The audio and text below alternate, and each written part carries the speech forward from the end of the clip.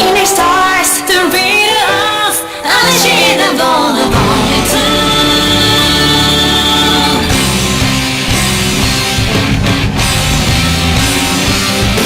please, just me and the crowd. Let's roll and show become shining. Okay, our mission. Hey, can I be the only one? Hello guys, this is Red from Red's Third Dimension Gaming, and today I'm reviewing Conception 2, Children of the Seven Stars for the PlayStation Vita, and it also is for the 3DS, but for my review purposes, I'm using the Vita because I do not have a 3DS that you can record off of. And I could imagine it's going to be a little different because of there not being two analog sticks for the 3DS, and the Vita has more processing power than the 3DS. So first off, I'm going to let this old man explain some of the story and concepts of this game because it's kind of confusing for me anyways. The whole thing is kind of strange, so I'll let him go ahead and do that. Indeed, you are all disciples, guided here by the hand of the Star God. For the past 20 years, the people of the world have lived in fear of monsters.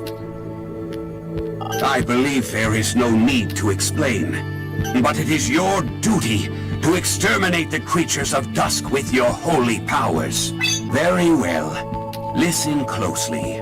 The Dusk Circles have been appearing in this world over the past 20 years. The monsters that poured forth from them raised havoc among the people. These creatures could not be defeated with the meager amount of star energy we had. But the Star God began to lend his might to a lucky few among us.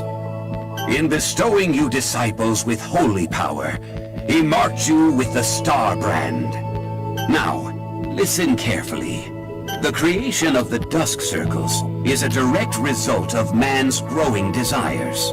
The first Dusk Circle appeared here on this island and represents our cardinal sins. Accordingly, Dusk Circles representing the 7 deadly sins appeared around the world. Don't tell me, is this boy... He has to be. He's the one the church has been waiting for. He's a god's gift. Huh? As you know, ether density is extremely low within Dusk Circles.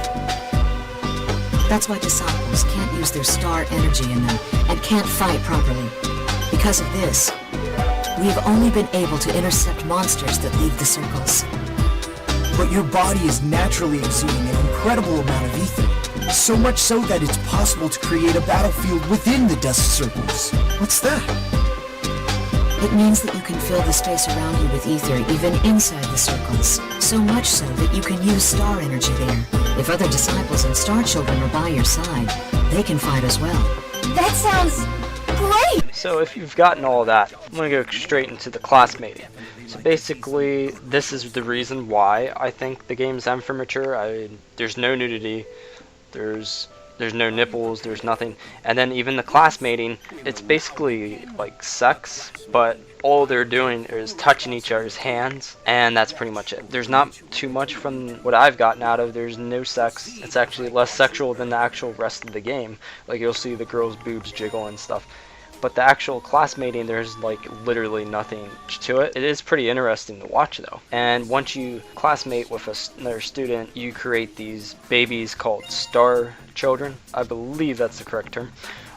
And you use these children to fight against demons. So there are 7 girls aging 16 to 18 that you can classmate with.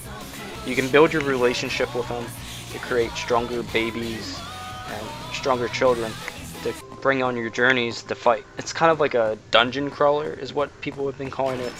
Kind of like an RPG dungeon crawler. It's pretty easy and simple to get used to, but there's many different tactics you can use. It is turn-based. It is turn-based. That's a good positive thing about it. And there's many different things you can do, like you can either go for an enemy's weak spot, or you can continuously attack them for a long chain and eventually do stronger attacks against the enemy. It's a pretty interesting game. Overall, I was very confused by a lot of this game. It's a very, very, very different game. It felt like, to me, like I was playing like an anime, because that's the graphical style of it. It's like playing a student anime game. That's how I felt. Positives this game has are the classmating itself. That's very interesting to me. I was confused a little bit, but overall they're basically having sex, if you could put it as having sex, even though there's no nudity. There's no, all it is touching of the hands, and then the babies come out of this doll thing, and it's kind of strange, but it's interesting. It intrigues me. It's not a horrible thing to imagine. The characters themselves are pretty interesting. I thought you got your typical one really shy girl, Narika, and you got Fuko, who is one of the first characters. He's the first person that you classmate with. They force you into classmating together. She's the first girl you meet there at the school. And I was quite fond of her, and that's one of the ones that I kept using throughout the game. There's also Chloe, who is also your teacher, which that's one of the ones I like the most because it was interesting. Just her herself is pretty interesting to me. Gameplay wise though, it's a typical dungeon crawler like some people have been saying. You can either attack from the front, the back, or either side of an enemy, and usually going for their weak spot does the trick. I didn't find it very hard at all. The gameplay is not very hard at all. The concept, I think when they actually throw all these screens that tell you what to do, actually can make it more confusing than what it actually is.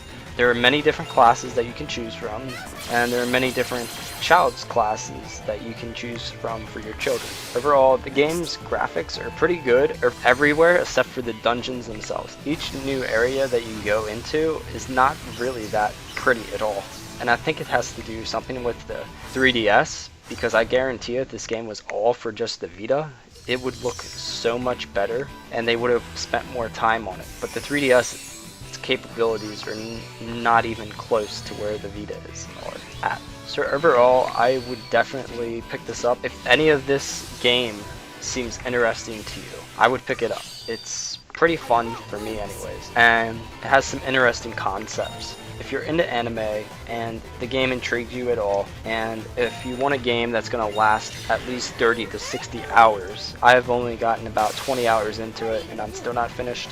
And I heard it's about 30 hours to 60 hours long, and you can grind a lot in the game. That's where you're getting that 60 hours, and there's a lot for you to do in the game.